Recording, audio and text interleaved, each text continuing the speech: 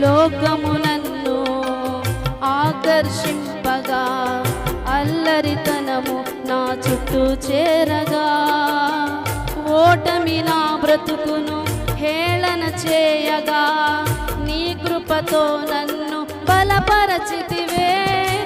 ఇంతగా నన్ను ప్రేమించుటకు ఏ పాటి వాడను యేసయ్యా, ఇంతగా నన్ను హెచ్చించుటకు ఏ పాటి వాడను యేసయ్యా.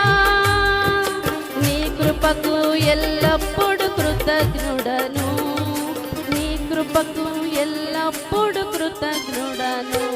కృపయే కృపయే నేనేమయ్యున్నాను, నీ కృపయే కృపయే కృపయే